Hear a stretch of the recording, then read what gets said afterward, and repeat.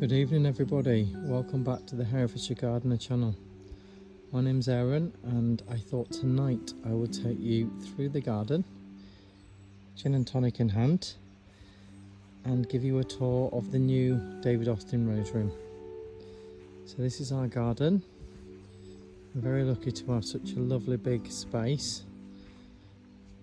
We inherited much of what you can see here, which has been in development over the last 20 years by the previous owners, so we're very lucky. And the room that I want to show you tonight is over in that direction. So you can see we've got the beech and hornbeam hedge which forms the entirety of that room. It's rectangular shaped and there's three entrances, one just down here, one just about there, I think you can just about make it out, and then just opposite to that at the other side there's an entrance and it's open towards the back where the weeping willow is, which you can see in the background. So coming down the centre of the garden towards the pond, which is directly in front of us, the end of the garden is at the other side of the pond. I'll show you that in another video, but I want to give you an idea of what's going on in the rose room at the moment. We've got a few roses are out. I think Princess Anne was out first and Olivia was followed second, and then I think one by one there's a few that have come out. We've still got a lot ready to come out. Look at these oxeye daisies, aren't they really pretty? This is sort of wildflower, this section of the garden. I do want to do a little bit more with these beds. I've widened them this week with the mower, that's why it looks a bit scorched. It's just not had as much light, but I needed them to match in terms of size, so that'll green up in the next week. But in here you've got oxeye daisies, buttercups, I think there's something called yellow rattler, which is a really good plant to have if you're looking for a wildflower meadow, because it competes with the roots of the grass and helps the other flowers to take hold. But I just love these oxeye daisies, I think they're so pretty. And to be honest, this year, watching these grow up here, I just thought maybe I'll just have these instead. Maybe just a load of these. Not quite sure how long they last. I think they last a pretty long time. But I did have other plans for this area, including globe thistles or echinops, which I might still do, and echinacea, which are a type of very large daisy. Anyway, we'll see. I'm going to take you in the rose room now. So this is the entrance, and as you can see, I've done a lot of work. This was just a blank room when we moved here, bar the end pergola, and this is what it looks like now. So in just a year I've managed to plant out David Austin roses. Everywhere where you see a post is a rose, and I'll talk you through those in a second. But I've got all my perennials and annuals growing in between them. Got the existing pergola down there, and I've extended those borders out to the side, just like this side. But there's a lot that's already been out. The alliums have pretty much gone over now. The great thing I think though about alliums is that their seed heads are beautiful, just as nice as the flowers themselves. And hopefully you guys will be able to help me with a question I have about a particular variety of allium, which has blown me away with the scent. I didn't realise that they had a scent. Anyway, shall we start off? Let's go down and we'll start off in the top quarter of the garden. Look at that willow in the background, isn't it beautiful? It's so graceful, just lovely to have a backdrop. And the sun's out now as well, which is lovely. You see Bathsheba just smiling back at us there on the end of that pergola. There's two Bathshebas opposite each other. In fact, there's 4 Bathshebas in total on that pergola. It alternates between Bathsheba, Claire Austin, Bathsheba, and then Claire Austin at the end, and it's the same on the other side. Those were here when we moved in, but they were the only David Austin roses in this room. And I think they're about 4 years old, I want to say. So you'll be able to see the size comparison in a second. There's only a few blooms out on Bathsheba at the minute. I don't think any of Claire's are out. But that was the other entrance, by the way, that we saw from the other side. So here we have Charles Darwin, who had a single bloom that's already been, that's the maiden bloom, and as you can see we've got absolutely loads of buds that are ready to burst out at any moment. Really healthy foliage. And these willow rings, if you're interested, I do have another video on YouTube of how I made them, but I wanted something that would hold my roses in this year because I was getting sick and tired of coming out after the wind and rain, not only to find that my blooms had been ruined, as you all know, but to find that my canes were just bending with the weight. Obviously when the big floral heads get wet, they get heavy and the whole thing can end up just kissing the ground. And it's not the end of the world because you can pick them up and tie them up, but then you're sticking in canes, peony stakes. If you guys have roses, you know exactly what I'm talking about. And it's just soul destroying because you've waited so long, all year, for them to start blooming. And then of course they start, and then Mother Nature just goes, yep, we're having you touching the floor. So I thought I need to be one step ahead, so I made these willow rings. And what they do, you see, is they hold the rose inside and they allow you to tie any canes that have come on the outside. Like for example with this Charles Darwin, you can see we have a cane there that's coming somewhere from down below. It's actually not inside any of the rings, but a 2-second job, just a bit of string, tie it around the cane, and now it's incorporated into the rings and it's not going to go anywhere. And I could tie that a bit higher up if I wanted. So it's really been a massive game changer for me, just being able to tie them in at a moment's notice, which is great. And I'm going to try and keep on top of tying all my roses in this year, any that are not already inside the rings, and we'll see how that pans out. But so far I'm really pleased.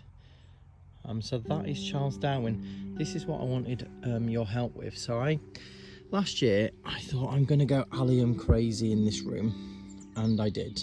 I planted absolutely tons. As you can see, they go all the way around the entire room. It took me ages last November planting all of these, but I just thought it'll be worth it when they all come out, and it totally was, and still is. I'd recommend Alliums to anybody if you haven't already got them in your garden as part of a cottage design. But my dad, who lives up in Yorkshire, he told me that B&Q were selling off a load of their Alliums, and did I want any? Having already bought all of these and planted them, and I thought, oh, I probably shouldn't have any more Alliums in this room, but a bit like with the roses, I can't resist. More is never enough.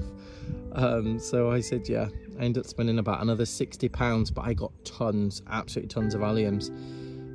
This was in the pack, this one and the white variety. Now I don't know the names of these. They don't form a sphere, they form more of what we call an umbel, which is sort of a flatter top. I actually thought these were going to open into spheres, but they're not. They're not like the Christophi or the Purple Sensation, the smaller ones. However, I've been walking around this rose room for the last few weeks and thinking to myself, what is that smell? I can smell something, it smells sweet. And sort of just wondering aimlessly about the place, trying to work out where this smell is coming from. It didn't take me long to work it out, but it's actually coming from these. And they smell, honestly, they smell so good. Oh gosh, not what you'd expect from an Allium at all. It's sweet, it's perfumed, it's strong. It doesn't smell anything like onions at all. It's absolutely delicious, it really is. And oh my god, you've got to smell it, it's so good. So if anybody can please identify this variety and the white variety at the back, I'd be very grateful, because I will probably end up buying some more of these. I did a quick Google search and there was Allium atropurpurea, but I don't think it says, this one in front of us is too light for that. It's really quite dark, and I'm not sure what that white variety is at the back. So yeah, I thought I'd just let you know about the alliums, and these ones flower later than the Christophi and the Purple Sensation. So you get this lovely show display sort of a month later, which is great really for this room. You can see we've got the pale-eyed yellow grass, or Cicerinchium as it's known, and this does spread quite a bit, but I absolutely love it. I think the yellow on this is just sublime. It's not as harsh as say a buttercup yellow. It's just real soft, and actually when you pair it with the roses, which is what I've tried to do with the foxgloves in the background, the alliums and the Christophi there on the top left of this footage, you can just see it creates such a lovely look. And we've just got the tips of the lambsia just poking up there. They're about to start flowering as well, which is great. And these are lovely, these lamsias. Had to put these in. We've got them in another part of the garden. I just dug most of these out of that area and popped them in. We've still got some flowers from the forget-me-not, which once I get the focus you'll be able to see. I don't think it's going to work. But yeah, that's the forget-me-not, and that's been in flower I think since around about February. Still putting out loads. Got some seed heads from the great hyacinths, or the muscari, just down at the bottom there. All of the summer bulbs have well and truly gone over. That's the tulips, the muscari, etc. What else have we got coming in? So if you've seen that before, that's known as Achillea or yarrow. I think this one is Colorado, which is a sort of pastel mix. And then we've got another one known as summer berries, I think it is.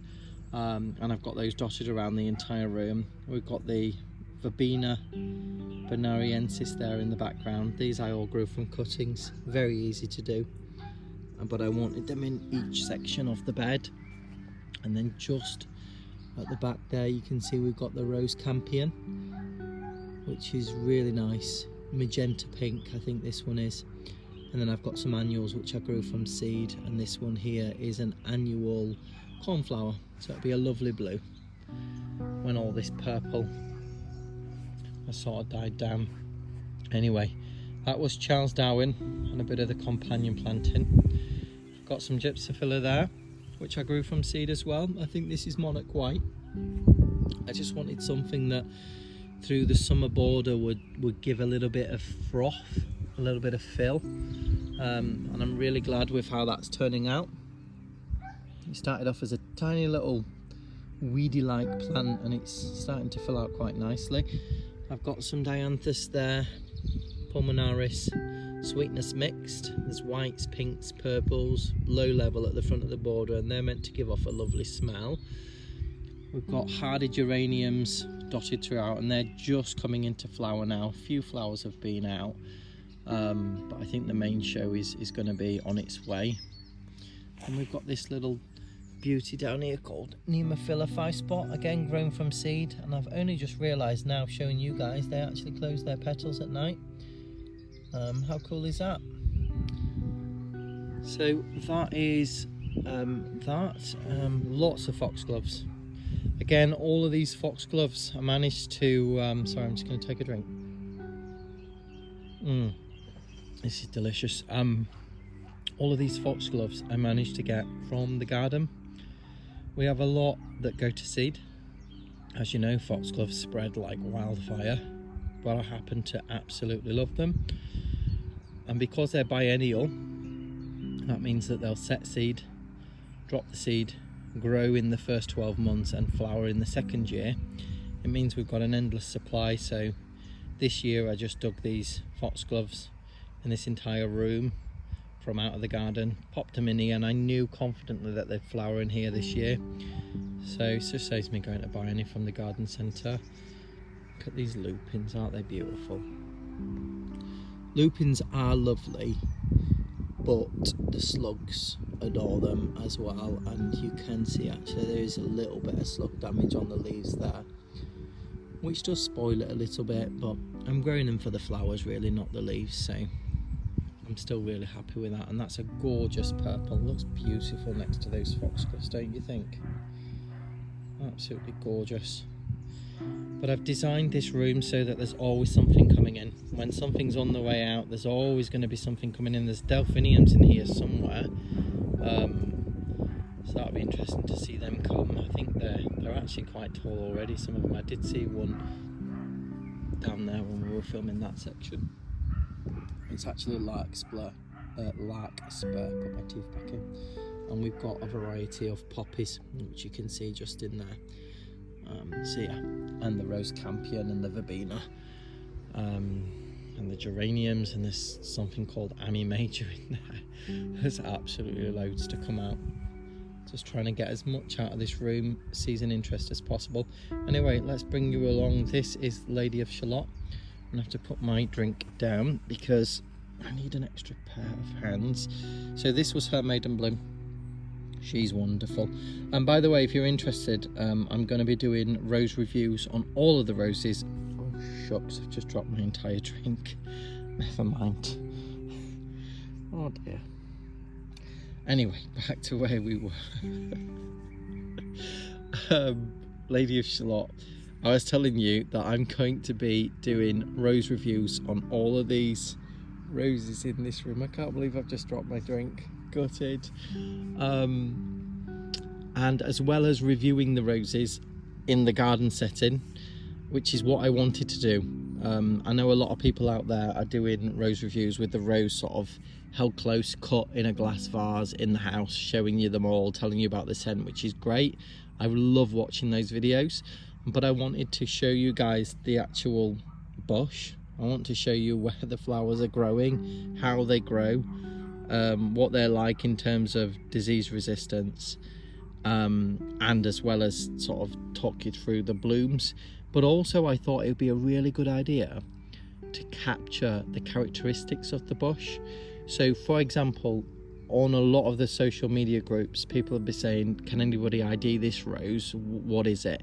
And they may have a bloom that they're able to show you, or a bud, or they might just have a bare root, in which case it's not really much to go on other than the stems. And I've been in that situation when we moved here, for example, 2 years ago. There were a load of David Austin roses in the garden that unfortunately didn't have any labels, and I used the social media groups to try and identify which ones they were, and people were really helpful, really helpful and receptive. So you know, the difficulty I guess we found at that time was a lot of the roses are quite similar. So I thought, whilst I'm reviewing them, I've been taking pictures of the buds at the early stage, the buds as they come along.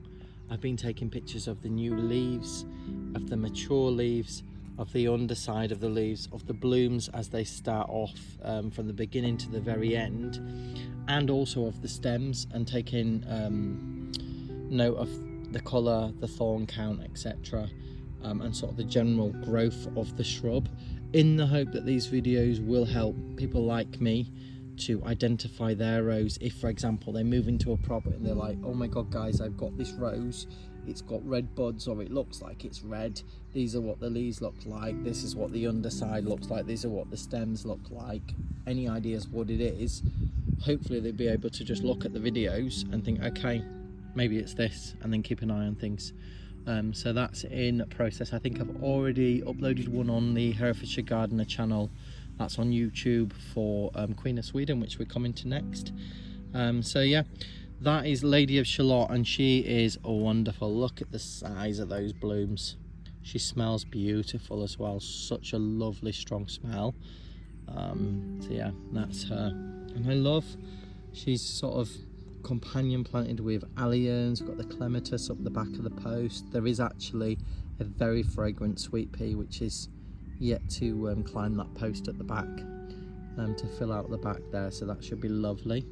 And a lamb's ear in front of her there, bit of Brunera, Jack Frost at the bottom, and then the Cicericium or yellow pale-eyed grass. So I'm going to move on. I'm going to put that glass out of the way so I don't fall over it. So that's Lady of Shalott. And I've just tipped the glass over again, but never mind. It's not going well for me tonight, is it, guys? Look at that foxglove. That's so beautiful. There's not that many bees about tonight. I don't know what's going on. It's normally loaded with bees in this room. And although these are incredibly toxic, you won't want to eat any part of it. Digitalis, or foxglove. I think derivatives of this are used in medicine. There's a medicine called digoxin, which is used for the heart. And that gives you a clue as to what this might do if you had it in excess. So that's foxglove. That's the wild type. Look at those allium seed heads. Don't you think that is just gorgeous? In terms of bang for your buck, I love alliums when they first come out because they give that sort of bluey green foliage in the early spring garden when there's not much going on. You've got your tulips and your grape hyacinths, etc. So these add a bit of greenery and they look lovely.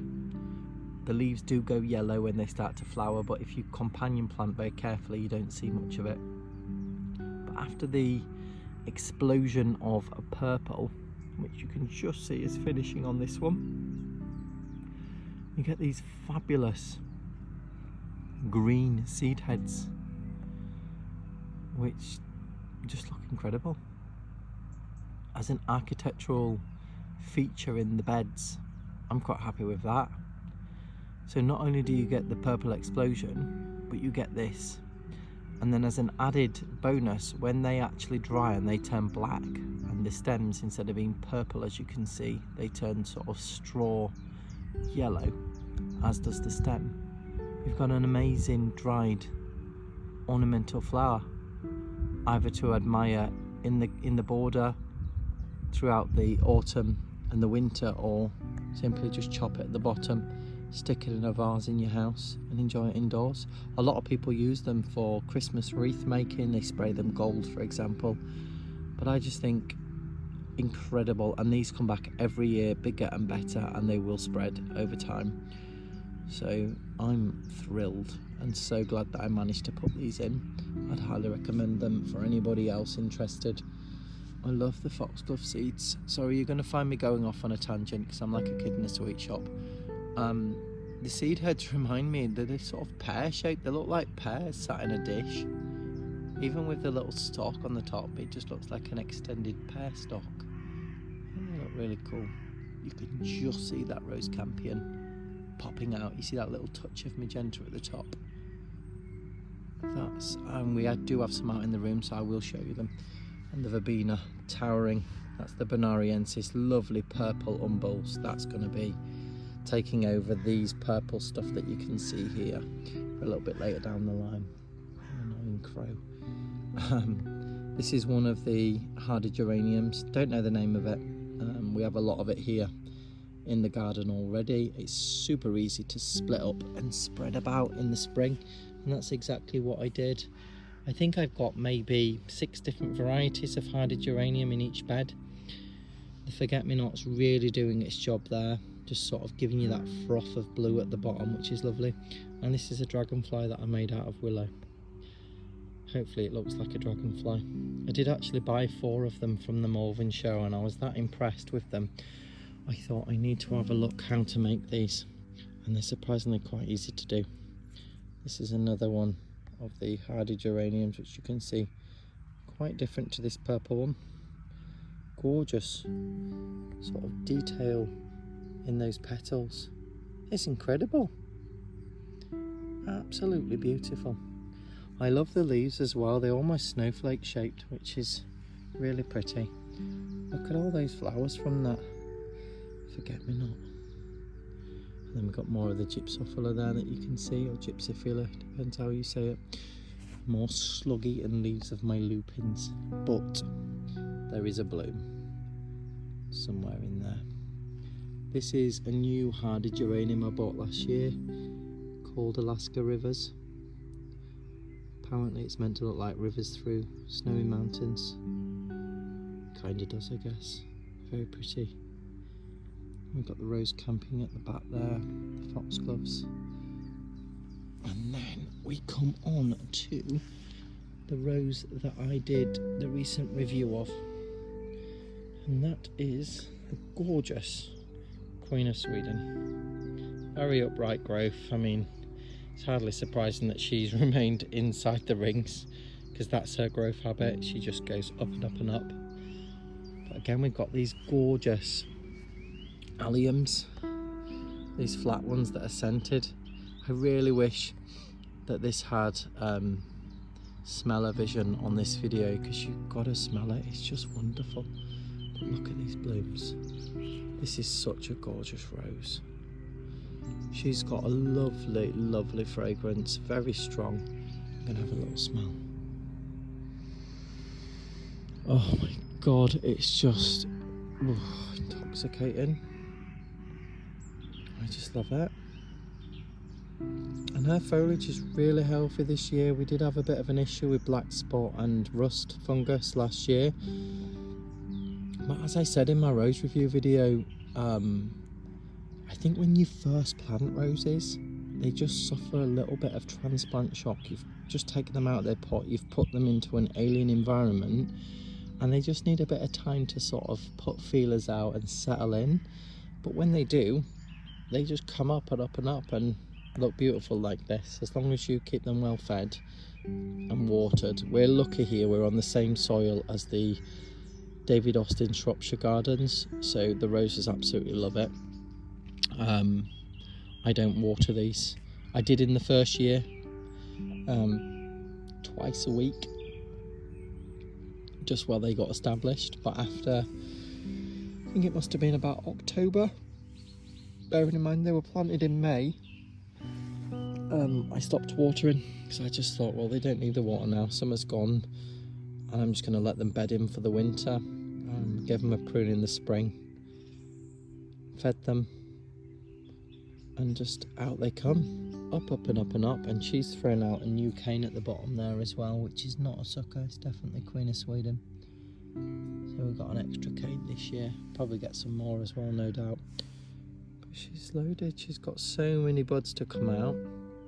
Don't know if you can work that out, but yeah, there is a load more, and this is the first flush. I just think she's wonderful.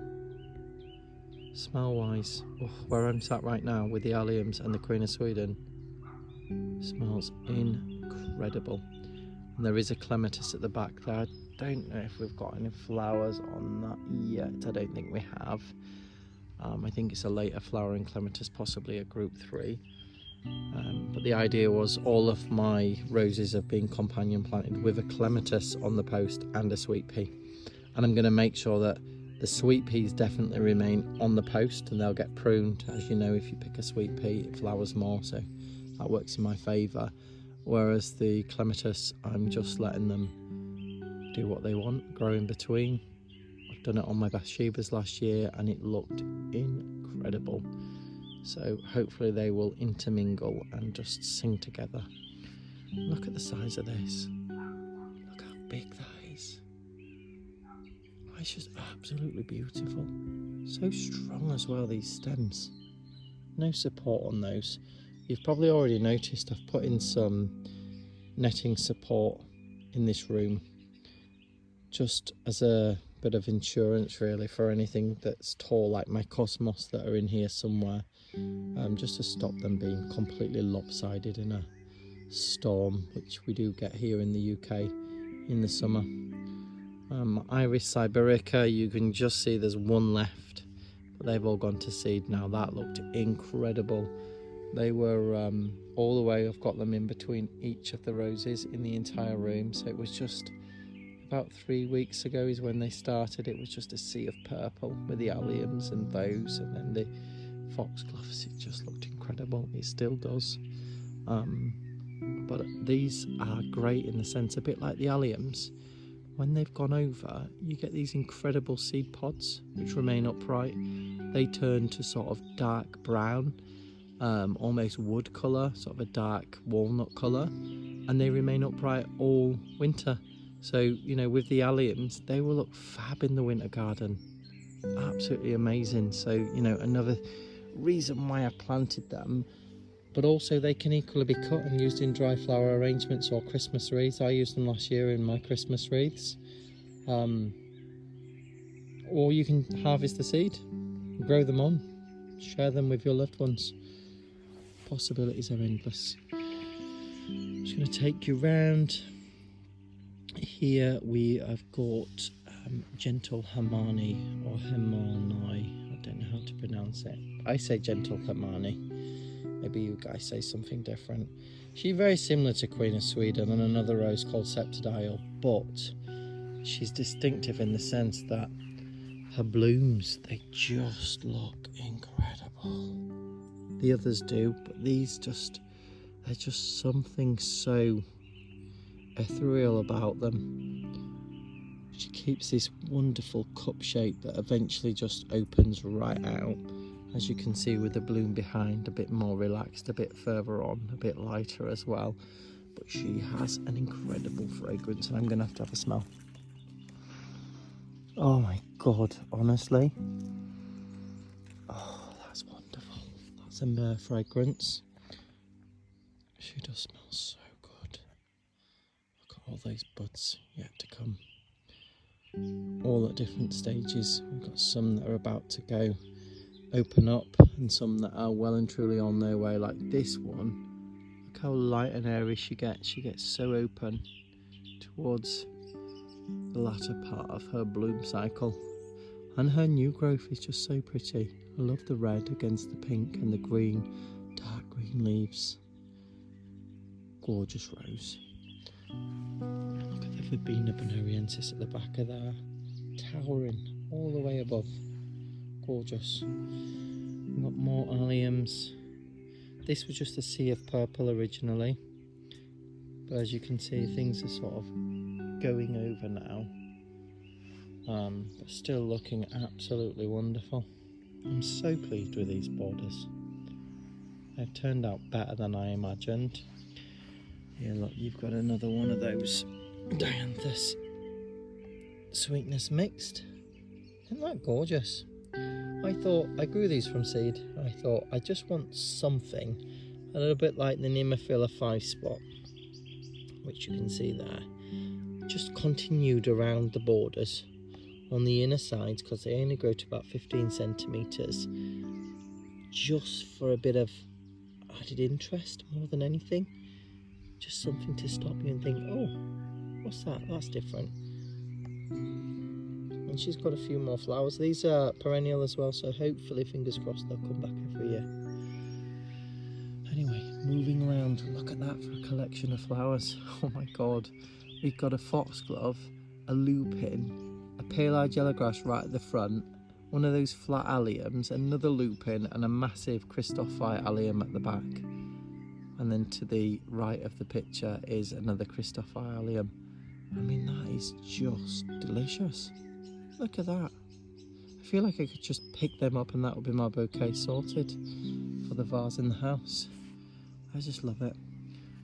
Absolutely love it.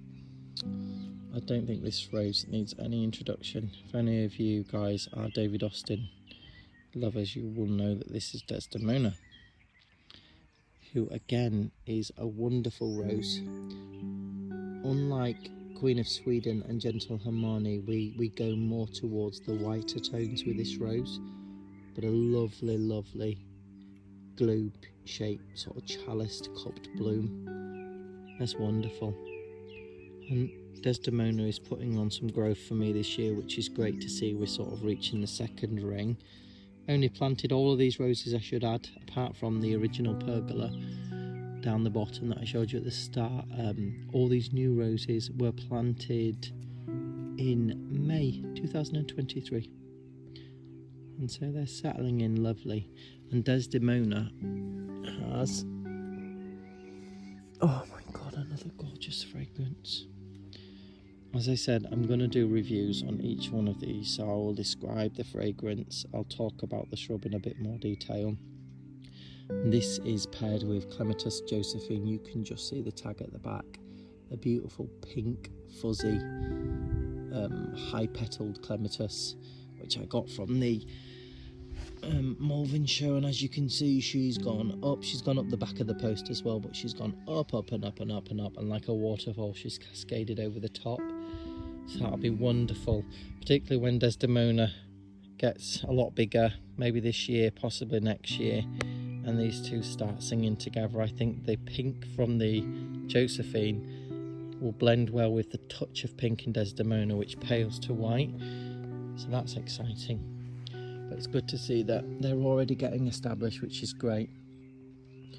You come down to the corner of this part of the room, you can see we've got Circia matropurpurea, a type of thistle in the background there. I'm going to try and zoom in. These are beautiful, guys. Bees absolutely love them. That one, believe it or not, I bought in 2023, I think, autumn Malvern show. I bought two. One of them died, but I had them in pots on the driveway. The original pots, I just not got around to putting them in because I'd not done this room properly at that point and not got round to my planting. And so I think the winter cold just got to one of them in the pots because it weren't in the ground. Anyway, this one survived. It came up and I popped it in this area, and I just thought, wow.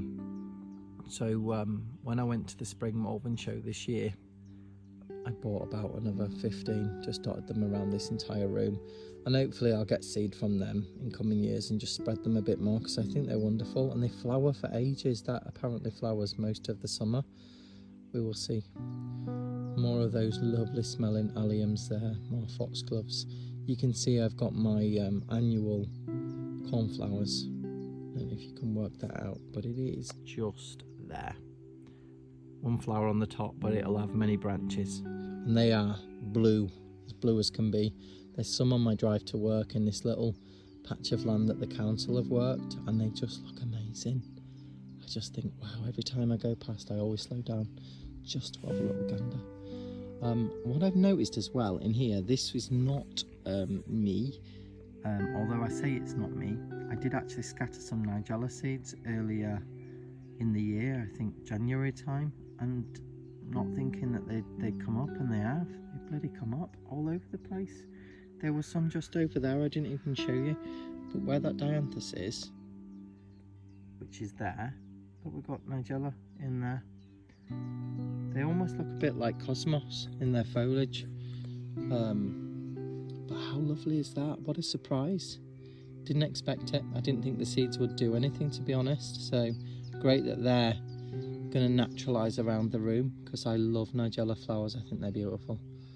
That's the Iris siberica that's left. Look how pretty those flowers are. I love Iris siberica. It's such a stunning flower. Look at those seed heads. Even when they're green, they just look amazing. Just as something tall to accent the round balls and the tall spheres. Put my teeth back in and my brain back the right way around. Spires, tall spires, spheres, and these flat umbels.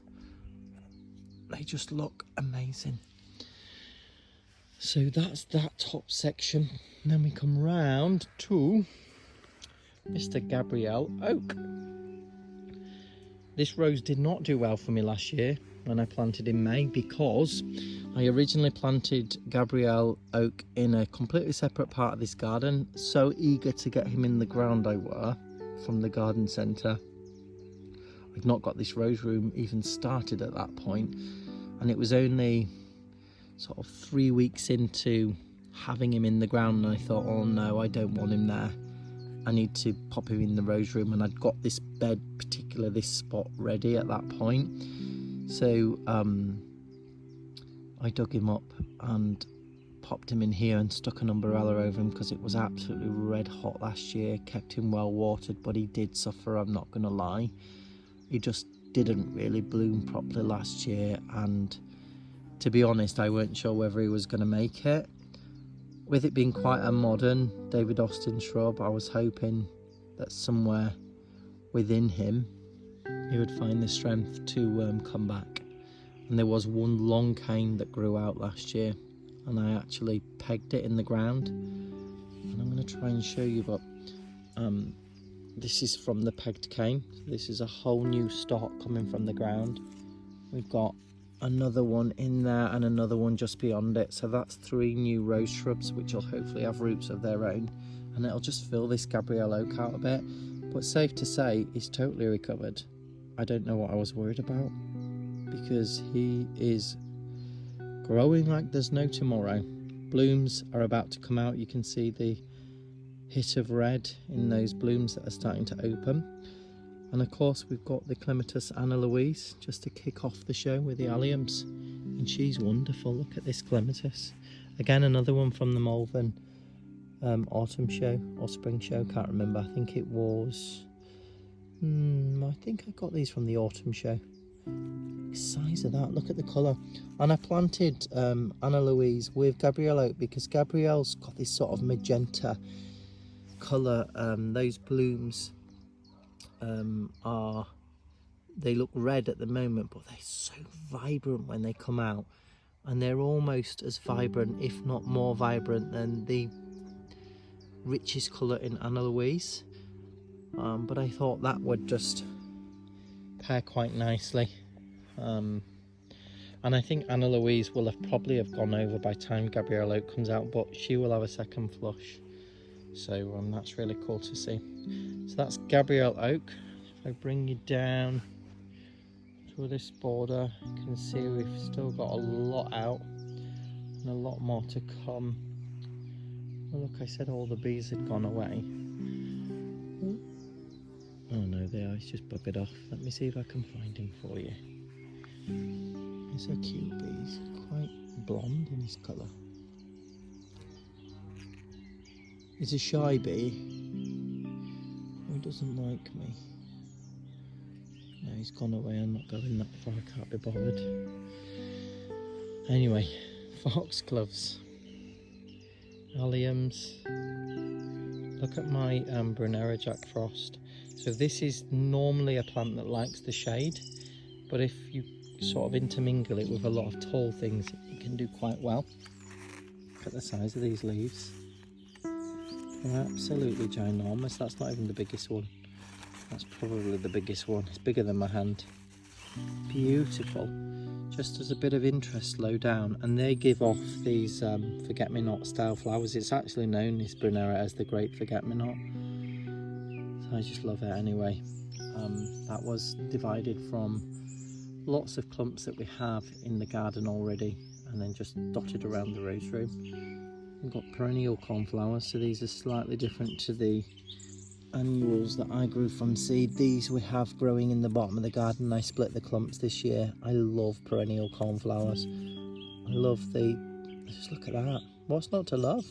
And we've got them in purple, white and pink. And I keep deadheading these and they just keep giving me loads of blooms. So I'm very, very happy. Was there anything else I wanted to show in this section? Look at those seed heads developing on this Christophi Allium. Doesn't that just look magical? Almost looks microscopic, even though you know it's not. And then we've got some more of that larkspur right there, delphiniums. And some more poppies just in here. And there's just quite a few poppies in these borders, and they're a beautiful mix of bread poppies, peony poppies, and poppies called Mother of Pearl. So they'll be nice to see coming out. You can see the other quarter of the rose room. There's 4 quarters to this room. They're all basically similar, bar the roses. This rose is Emily Bronte. Look at the size of her. When I planted her, I'm not exaggerating this, she was only just as tall as the bottom ring, and that was May last year. She's 3 times, no, she's, yeah, 3, nearly 4 times the height of that. She has gone nuts this year. Completely bonkers. Absolutely bonkers. And I'm so pleased because she's an amazing rose. She smells amazing. Her blooms look incredible. She's got that button-eyed detail in the middle of her blooms. And speaking of blooms, look how many blooms she's got to come. She's loaded. Absolutely dripping in blooms, and they go all the way around this shrub. She's another example of how well these rings work. I haven't really had to tie her in that much, but for example, when this particular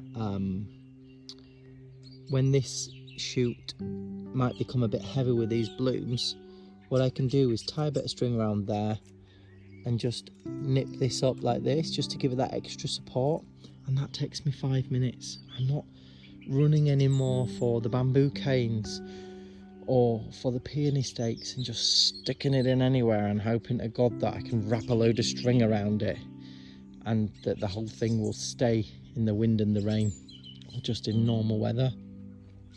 These have been, as I said earlier, a complete game changer for me. And I really like the way they look. They've bleached out of the willow in the sunshine, and they just look lovely against the roses. So anyway, this is Emily Bronte. Look at this bloom in the middle, just hiding away, tucked in inside in the safety of the shrub. How beautiful. That's her when she just opens. And she's got some amazing tones in these blooms. There's sort of a apricot in the middle of her, yellow to the base of the petals. She's not a straightforward pink, and I love that about her. I'm going to see if I can show you some of her blooms. But you can see a little bit more there, those rich yellow and apricot tones in the centre. You can just about make out the button eye there, but again, she's got a little bit of opening to do. She'll open a lot more than this. This is sort of early phase. I'll just pop her down. I think we've got one round the other side of her that's a bit more advanced than the other blooms. You can just see her there. I'm going to see if I can go round and show you her, and I'll come back to this last rose in this section, which is an amazing rose, by the way. I'll tell you a little story about that one in a second.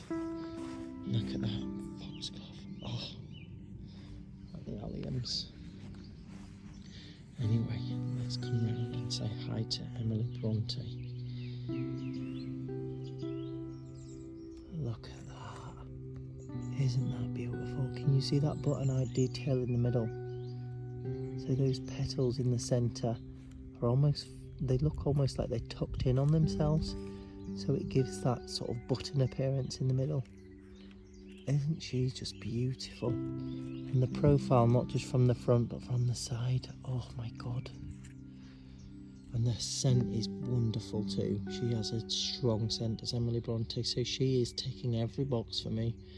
Not only in that, but just in her growth. I can't get over, in 1 year, how much she has grown. Bonkers. Love it. Absolutely love it. And pretty soon, I'm going to have to do another video soon when they're all out. Because we've only got maiden blooms out, which is the first bloom. Queen of Sweden, Dental Hermione and Desdemona were a little bit more advanced. I think Princess Anne, which I'm about to show you, and Olivia Austin, they also came out earlier. But all the others are they're just primed, they're just ready, they're waiting to come out.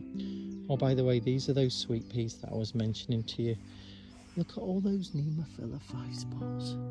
That's one seedling.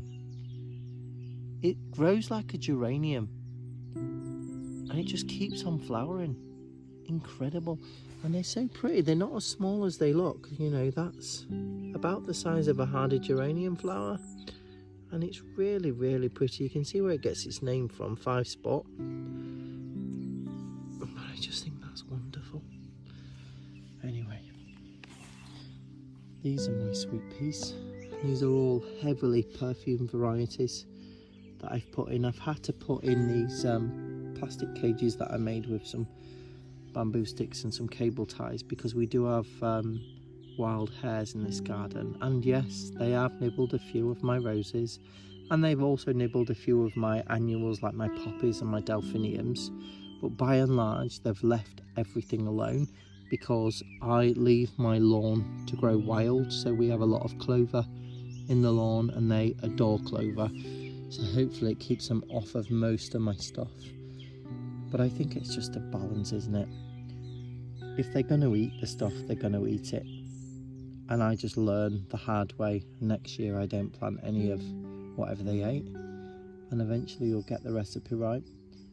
But I think, touch wood, I've been quite lucky so far in the sense that they've not really done that much damage, not even to my roses, as irresistible as they are.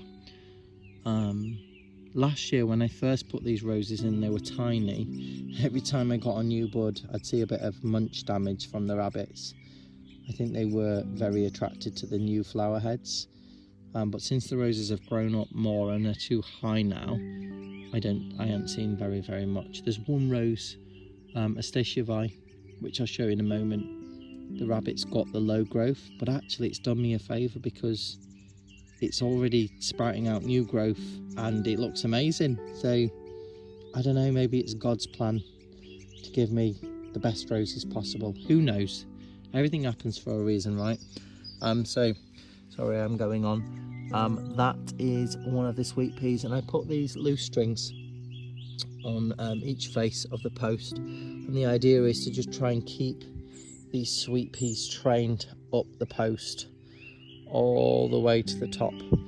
I don't want them growing in the rows because I think they'll take over, and I do not want Emily suffering any harm from a sweet pea. This is only an annual, so it'll be done this year, unlike the clematis, which are perennial and will intermingle. You can see they're just peering up the top, and they'll sort of go up the post, but as well will intermingle with the rows.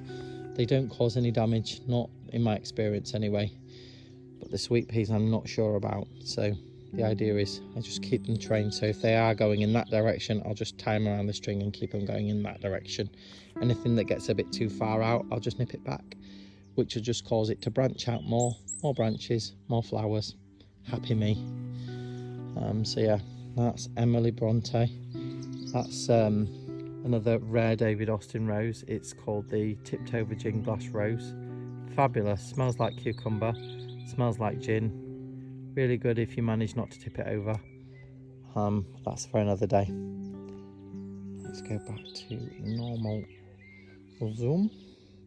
Look at these lamb's ears. These are about to start flowering. So pretty.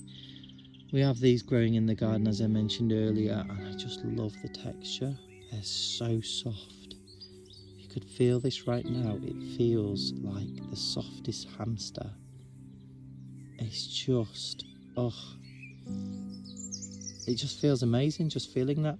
Look at all these branches that we've got coming out, and each one of these, I don't know if you've seen this before, but it will get a similar colour to the Alliums, a purple flower, which comes out of these little balls on the stem.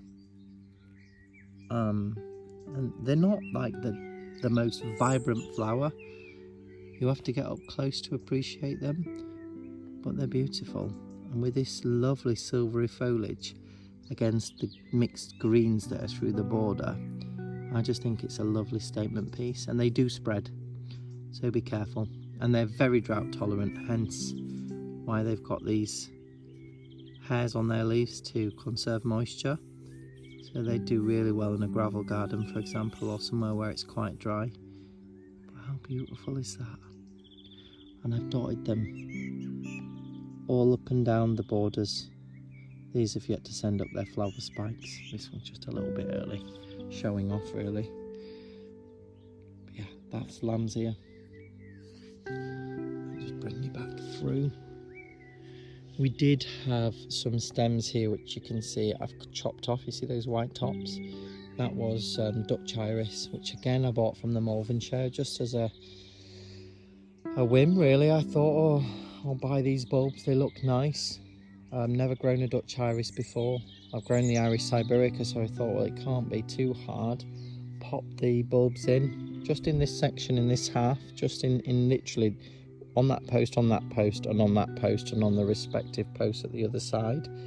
Amazing, incredible iris. They came up and they flower twice. They've got a maiden bloom that pops up first, and then just out the side of it comes another bloom.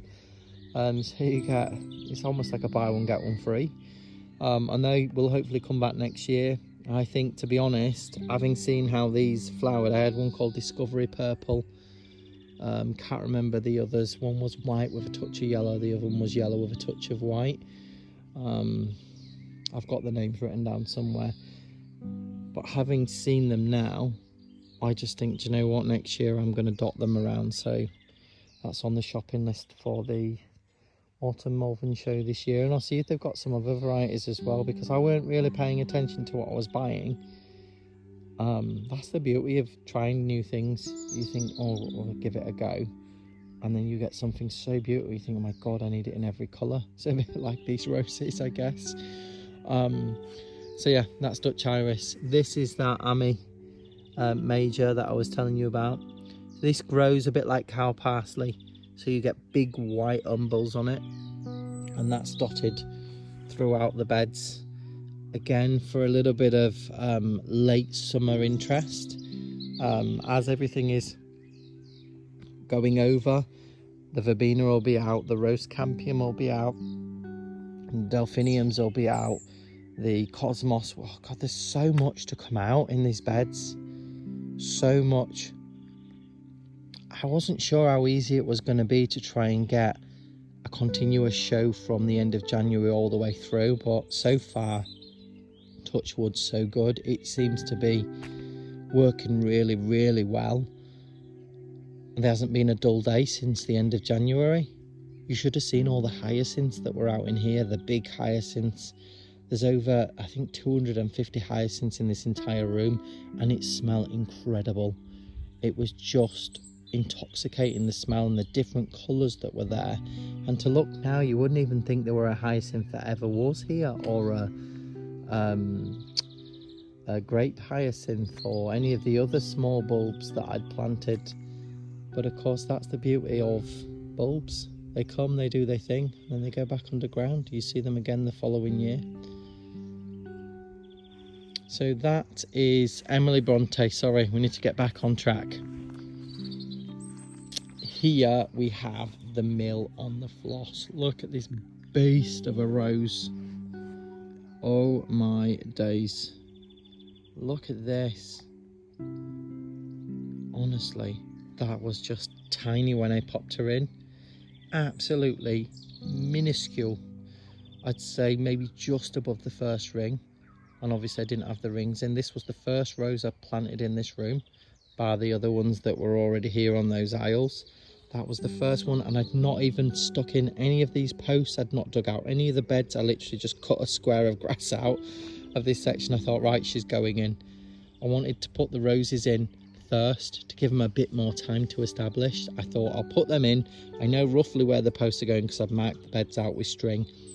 I thought I'll stick the roses in, give them more time, so that when we get to this point where we are now, they'll hopefully have put on some growth, and goodness me, have they put on some growth. So yeah, I kind of did this room a bit back to front, but hey, it worked out. So this is the Mill on the Floss. I said I was going to tell you an interesting story. So my mother-in-law purchased this rose, I think 3 years ago, and I went with her to the garden centre, had a lovely breakfast, coffee and cake, and she'd seen this rose, the Mill on the Floss, and she bought it, took it home in the car, and I just remember that car journey. It smelled incredible. It only had, I think, 2 flowers on the rose that were actually open, and the whole car smelled fabulous.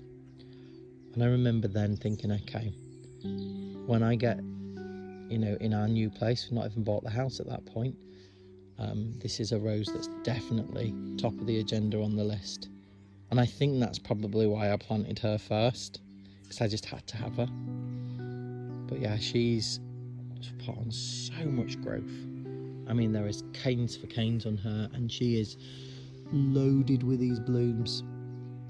This camera is, and this is just an iPhone camera, and so it's sometimes a bit rubbish at focusing, so I do apologise. You can see these polished buds tightly packed, and then they open.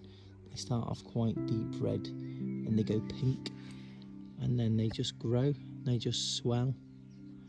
And this is as far as we've got with her, but if you've seen the Mill on the Floss, she's, how to put it, she almost looks like a pink version of Claire Austin. Very tight globe, cupped bloom, she opens but doesn't fully open, so she retained these globe blooms which look amazing, but her scent is next level amazing. And what I did with some of the canes that have come up from the bottom of this shrub is I bent them on the horizontal and tied them in down here. And what happened as a consequence, as I've said in some of my previous posts, the sleeping buds, which normally lie, if I can get it to focus, let's see what we can do.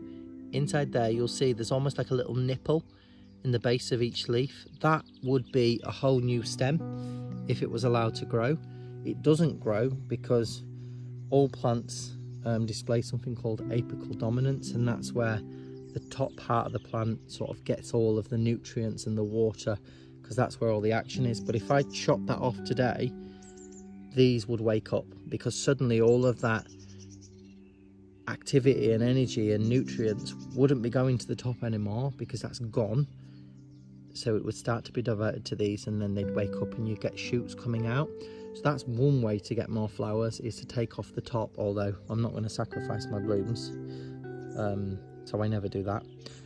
Another way to sort of trick the plant into waking these up, I don't know why, but if you turn the canes to 45 degrees or more, as in flat, they wake up. And I did that with this cane that goes around here. You can see we've got that one that woke up, that one that woke up. It's gone like a helter-skelter. It literally woke up all the way around.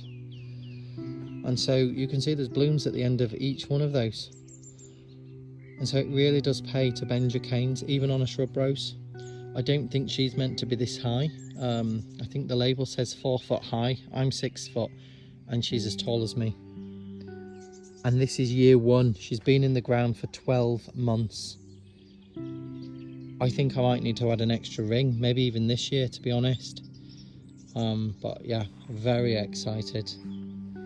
She's wonderful.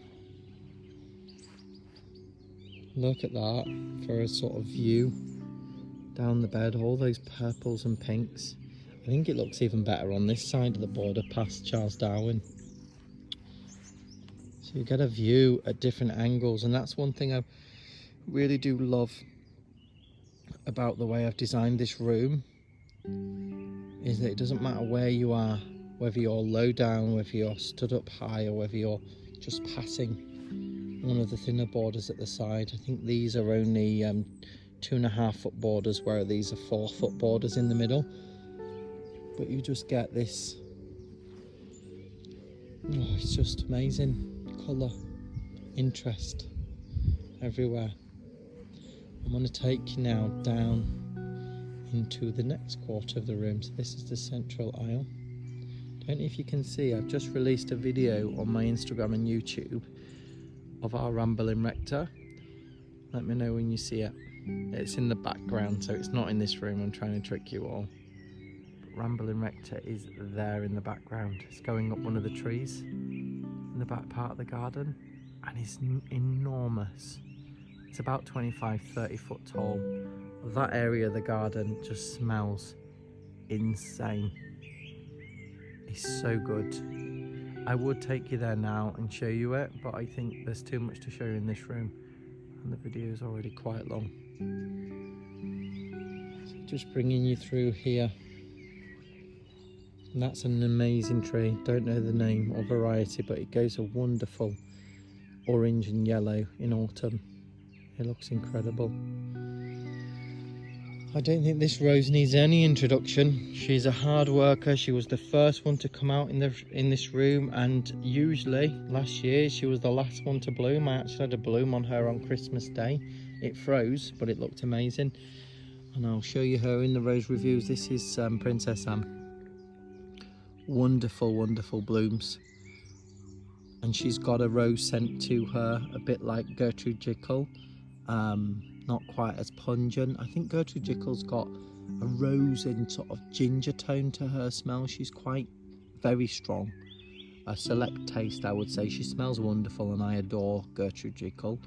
But I know she's not necessarily for everybody, and maybe a bit sickly for some people, but I love it. Princess Anne, on the other hand, has just got a subtle tone of rose. Smells wonderful. And she starts off with these magenta buds. I'll see if we've got one that's just freshly opened.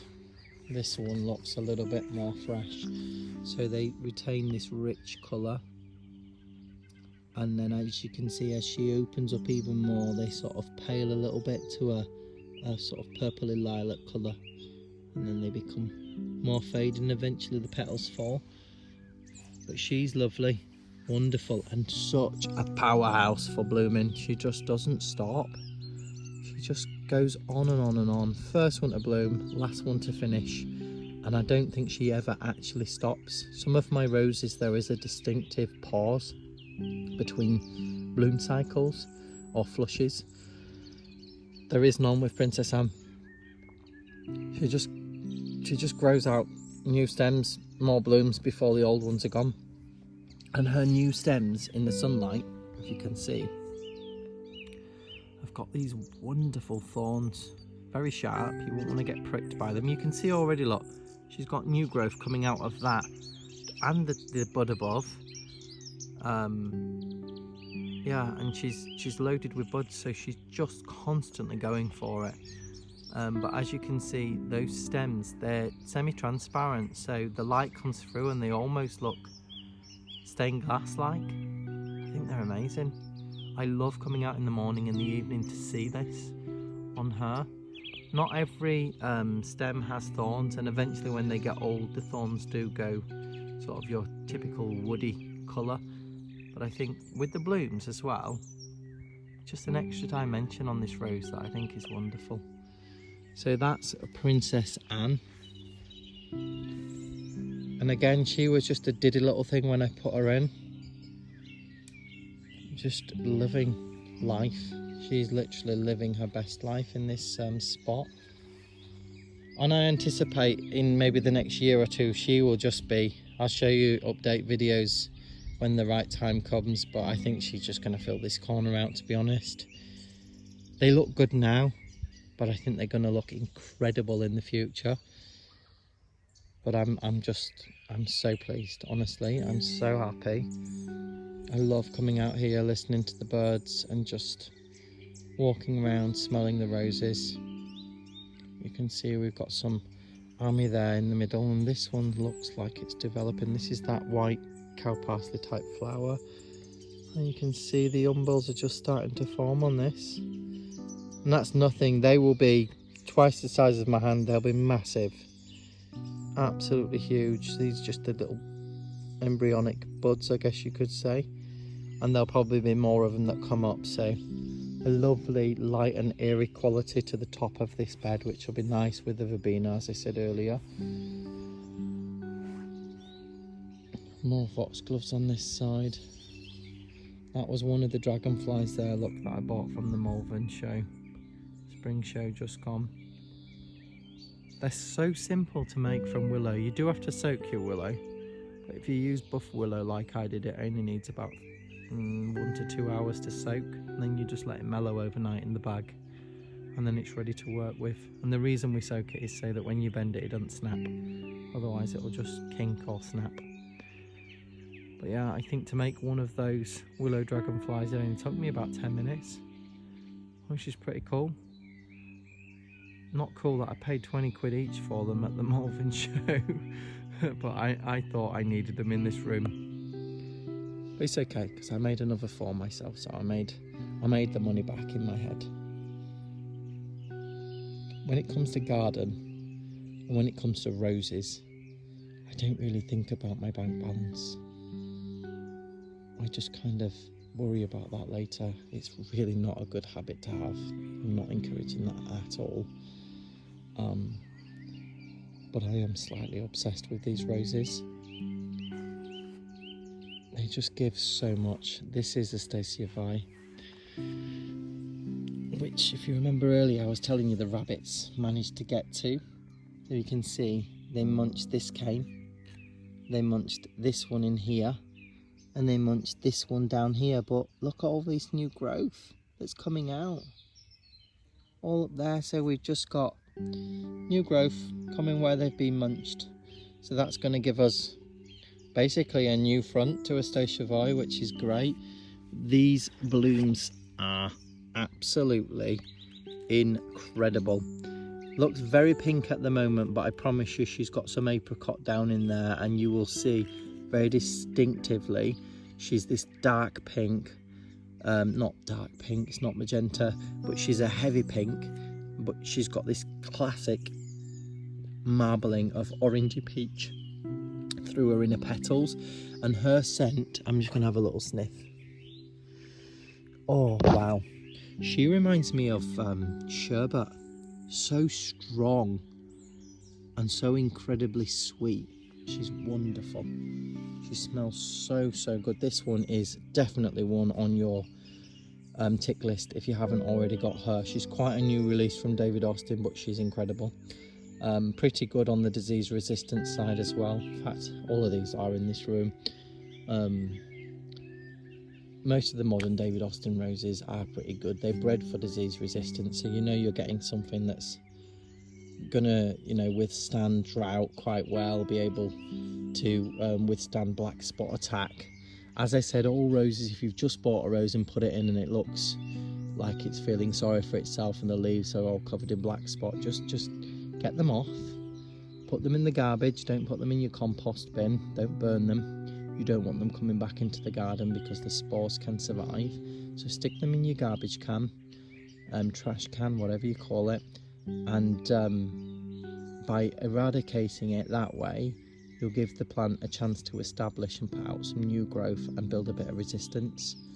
And I found that that's all I need. I don't spray these with any chemicals. No judgment if you do use chemicals, it's an entirely personal choice. But for me, I just think spraying, that's gonna, you know, affect the other insects like the bees and the other wild flying insects and the beetles, etc.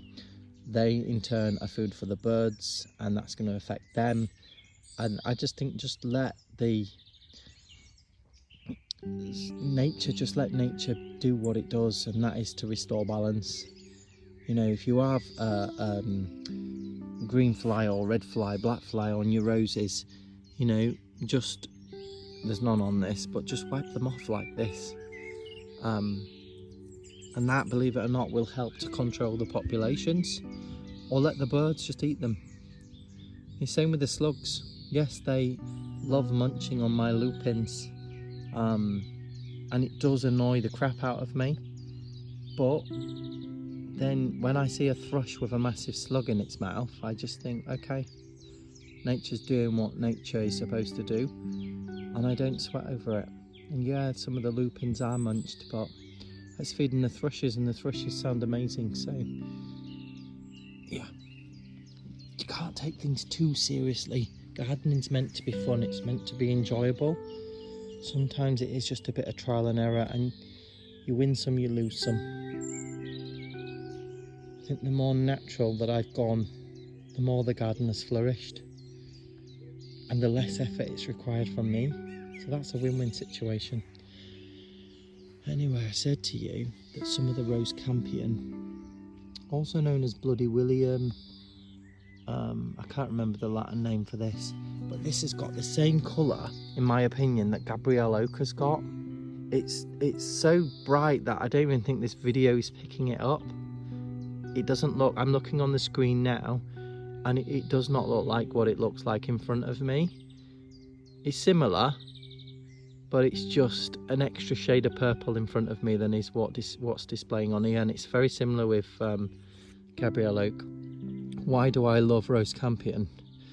Well, number one, all of these were put in earlier this spring, and I only had a very small patch of them over there in that corner, very far corner, where one of my Claire Austins are, and there must have been maybe 6 times the amount of this that's here over in that corner last year, and they set seed themselves, and I thought I need that all about the room because it complements the roses really well.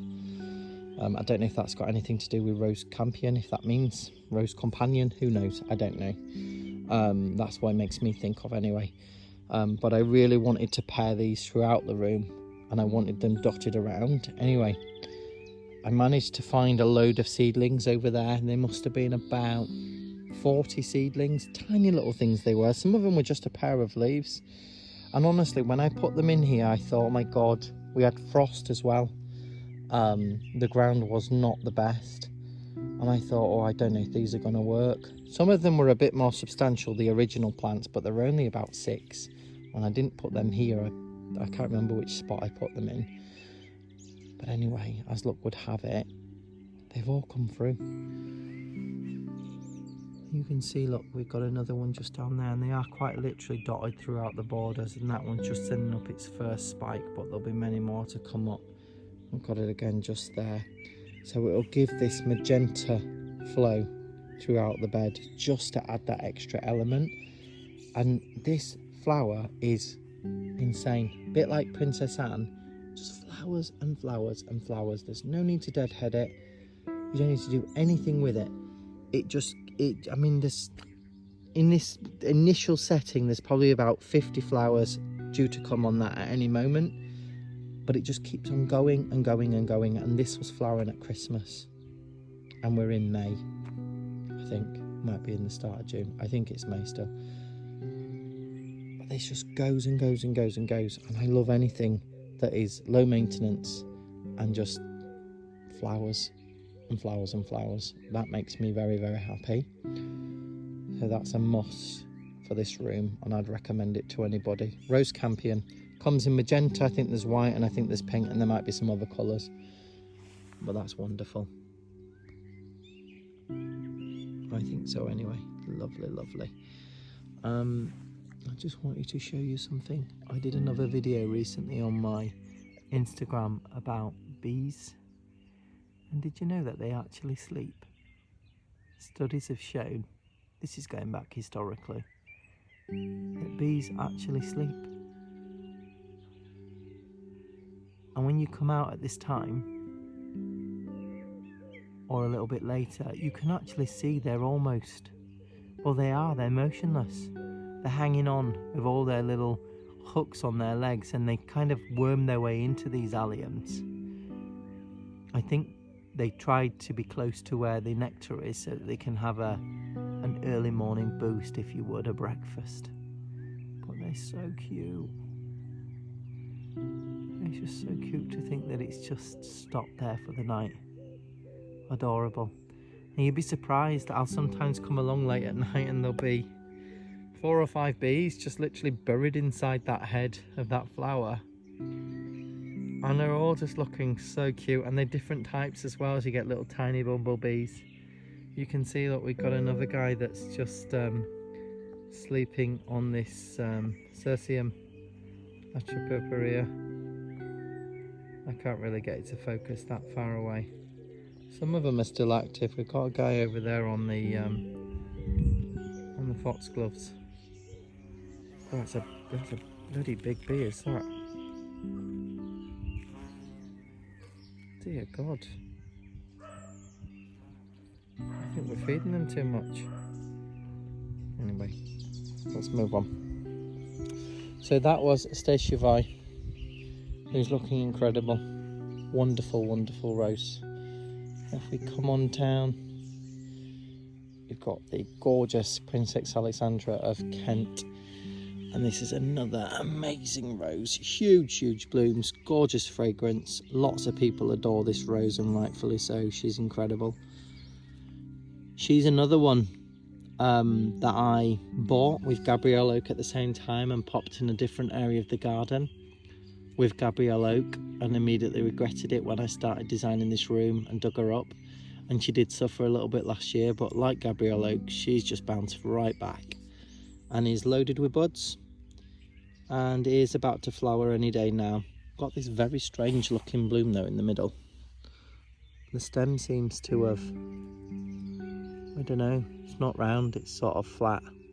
There is a name for it, I don't know what it is. It's not affected the flower. I mean, it might come out a little bit weird, who knows, but it's sort of flattened is the stem. So that'd be interesting to see how she comes out. I'm not sure, but I think she's got a lot more growth to put on She will hopefully get a lot bigger than she is there. She's only up to the second ring. I might get her through the second ring this year, but eventually the aim is that she'll fill that corner out, which is great. So that is Princess Alexandra of Kent. Coming round, we've got James L. Austin, who's another amazing red rose. Really vibrant blooms. He did quite well last year. He was sort of about this level here. But this year you can see he's gone bonkers.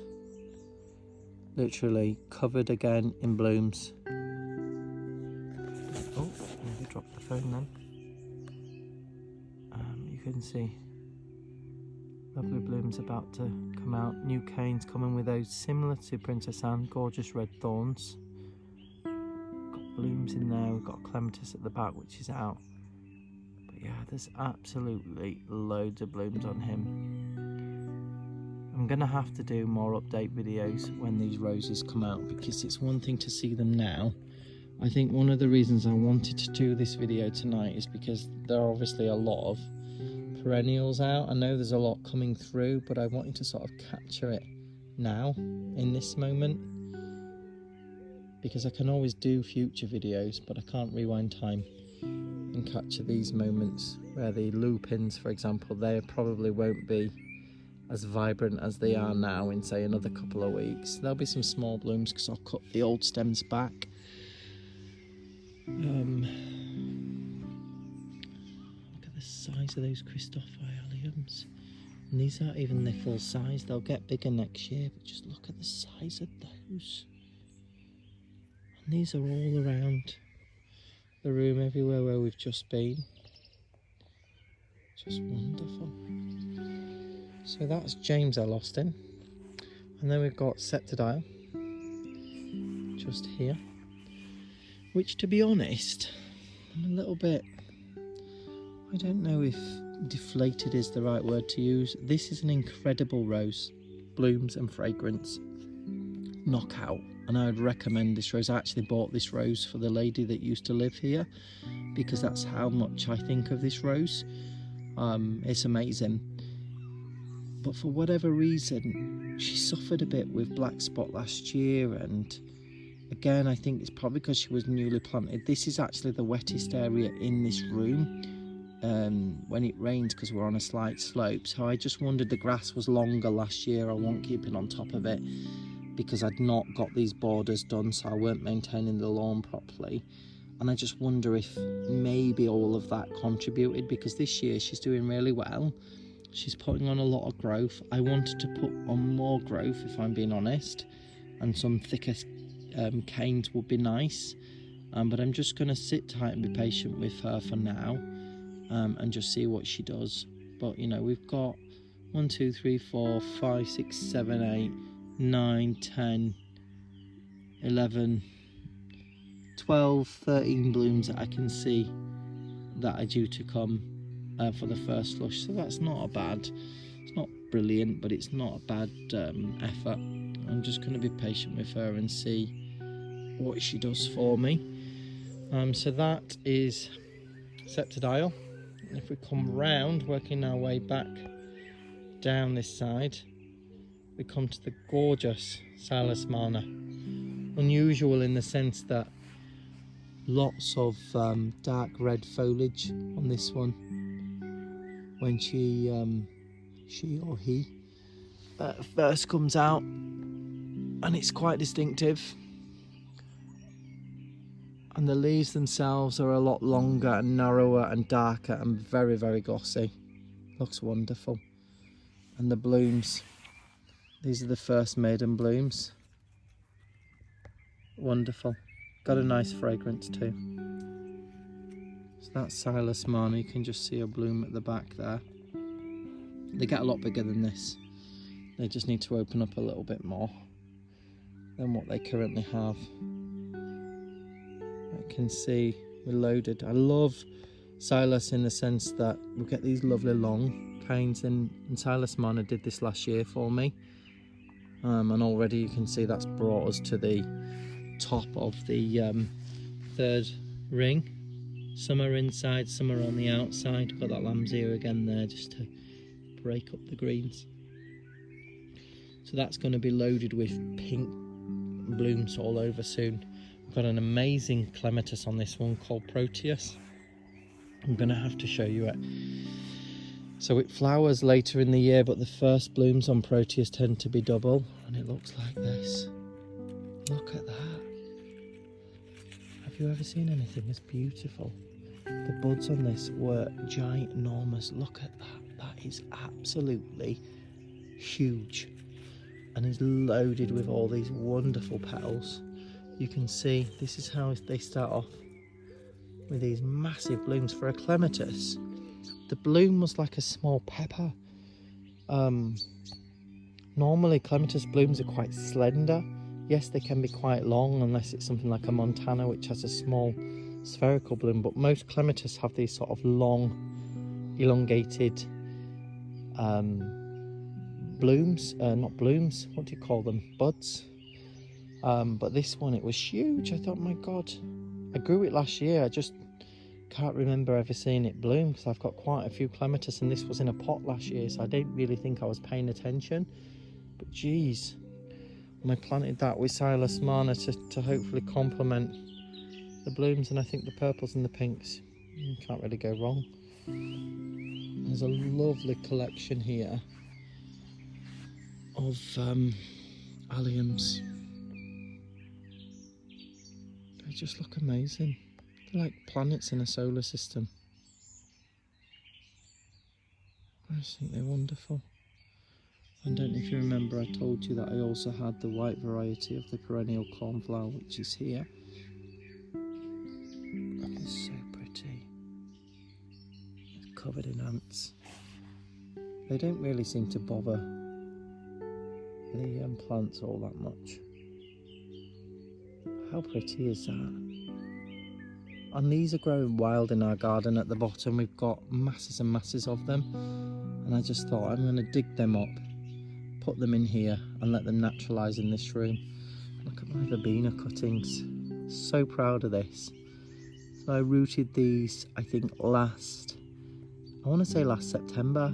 We had a few growing in the garden, and I thought, okay, let's give it a go. So I cut the stems, removed some of the leaves, and I actually grew these on in something called an aeroponic propagator. So it's where you use water that's spraying up at the cut ends and the roots come out. I'm going to do a video on it because I've documented the whole thing, showing you guys how I did it, and obviously this is going to be the results when these flower, which will form the end of that video. But although it looks like there's two plants there, that's actually only one plant.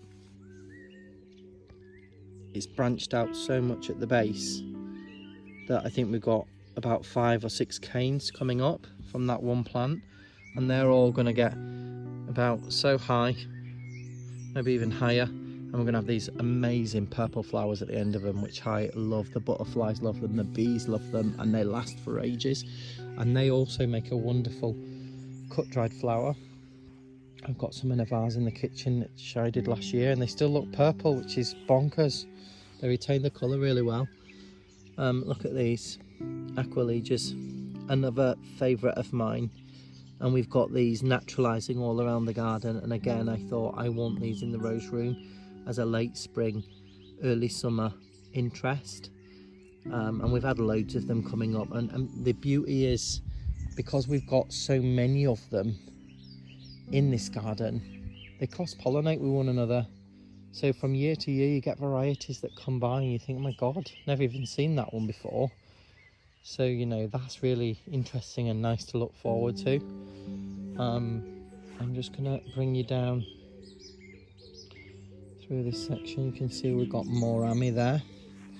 Again, forming the start of the umbels, like the other one that I showed you.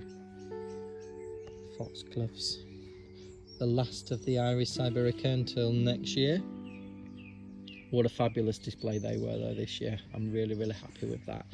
I'm going to bring you to this next rose in a second, but I just want to show you. We got lamb's ear down here, but this is very similar. This is the rose campion, that magenta pink flower that we just talked about, and that started off smaller than even that. It was tiny, and it's filled out, and pretty soon we'll get the flower spikes coming up out of that one. more of that Nemophila 5 spot. Again, just dotted sporadically throughout. Poppies just there in the middle. You can see some tulip leaves there, those ugly brown things, but they don't bother me, they'll mulch down. More of those lovely smelling alliums. And if we come to this section here, we've got a very dark foliaged rose with a little bit of a clue there that she's going to be orange, and that's because this is of course Dame Judi Dench, and she's another amazing rose. Had to have her in this room. There were only a set number of roses I could have in here. I do have over 40 roses in here, which is I understand is a large number, but it was a set number because I didn't want them any closer together than they currently are, because I wanted to companion plant in between. I think roses are amazing, but so are all these other plants. And if you just have nothing but roses, in my opinion, you're missing out on all of this other season interest, and actually they accent the roses and show the roses off better than anything else. So yeah, I chose Dame Judi Dench to go in this spot because she's fabulous, just like the dame herself. And there is a clematis on the back there. I can't remember which one it is. There is a label in there, and again when I do the review I will talk about it then. So that is Dame Judi Dench. I bring you further down this section, got another dragonfly that I made. More of the alliums, acrolegias that have gone over there, you can see. And then we come to the final rose in this half, which is a white rose, and this one's called Tranquility. Fairly new from David Austin, but a lovely, lovely rose. Doesn't really have a strong fragrance from memory, but this one's renowned because it does really well in the rain, it does well in the heat. It's pretty good overall in terms of disease resistance. It's got these gorgeous glossy leaves, and it's got these lovely white flowers, sort of pink buds which remind me of sherbet bonbons. You can see there they've got the white coming in at the bottom. Again, I'll do a review on this rose. I've been taking pictures all along, so you'll be able to appreciate all its different stages. We're not quite at a full bloom yet. I think there is one that's just coming through at the back there. Can't really see it from this angle. But this becomes much fuller. This is nothing like what the final bloom looks like, as beautiful as that is, and it really is beautiful. If you look there, just wonderful. And you get a bit like Winchester Cathedral. You get the pink in the petals, which is nice. So that's Tranquility. I'm going to stop this video now, and I'm probably going to do the other half of the rose room tomorrow, because that's going to be about another hour and a half just going through all of that and showing you guys who is in there and what that's all looking like. If you managed to stay on to the end of the video, thanks for watching. Hope you found it really enjoyable. I will be doing those rose reviews, like I said, soon, and I'll also be doing some update videos once the whole room is singing and all the roses are out. Shorter videos with a bit more of a walk around, if you would. Anyway, enjoy your evening. I hope you all have a lovely weekend. Take care. Bye bye.